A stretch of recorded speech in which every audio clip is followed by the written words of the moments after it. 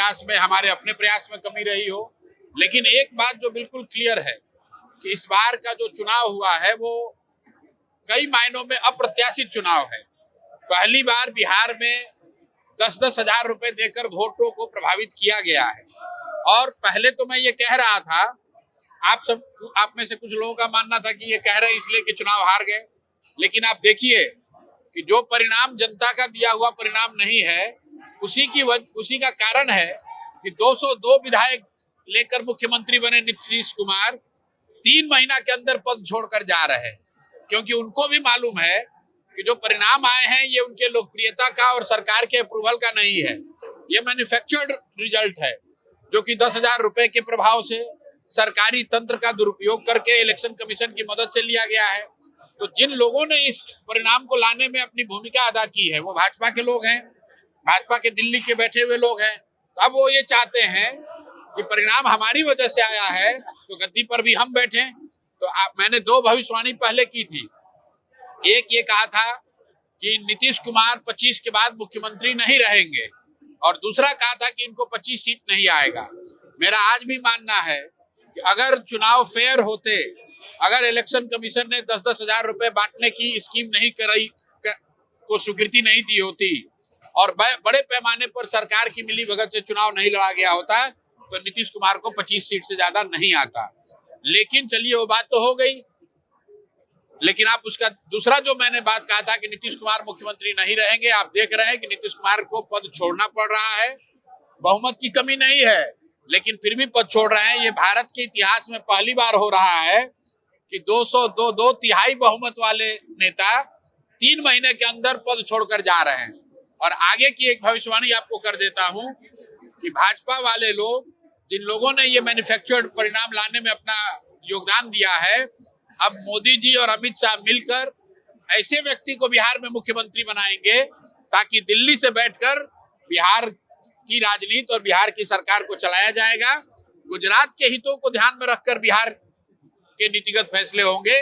और बिहार में जो अभी भ्रष्टाचार है, बिहार में जो अशिक्षा है, बेरोजगारी है, पलायन है, उसमें कोई सुधार नहीं होने वाला है। आप लिख के रख लीजिए, कोई सुधार अभी आपको 3 महीने में नहीं दिखा है।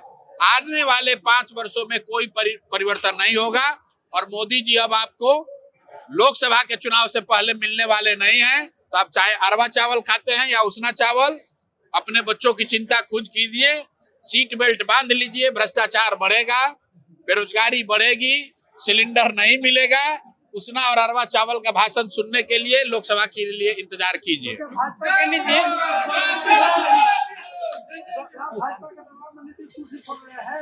भैया दबाव की बात ही नहीं है। ये जो परिणाम आया है ये नीतीश कुमार का परिणाम ही नहीं है। इस परिणाम को तो केंद्र सरकार ने, इलेक्शन कमीशन ने सरकारी पैसे से खरीदा है, मैनेज किया है। तो जो लोग परिणाम के लिए रिस्पॉन्सिबल हैं, जो लोग ये परिणाम लेकर आए, सत्ता में तो वही बैठेंगे। नीतीश कुमार के चेहरे पर अगर नीतीश कुमार को वोट मिला होता तो नीतीश कुमार क्यों छोड़ते पद? जिस इलेक्शन कमीशन की मदद से जीत कर आए हैं वो इलेक्शन कमीशन अभी भाजपा के हाथ में है, केंद्र सरकार के हाथ में है।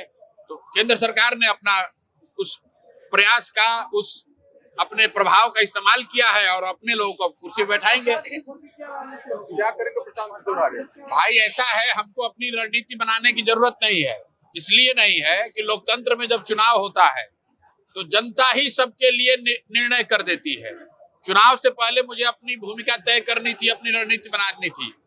लोकतंत्र के इस चुनाव में जनता ने जनसुराज की, प्रशांत किशोर की भूमिका तय कर दी। सिर्फ जनता ये नहीं चुनती है कि कौन सत्ता में बैठेगा, जनता ने ये भी चुना कि विपक्ष में कौन बैठेगा।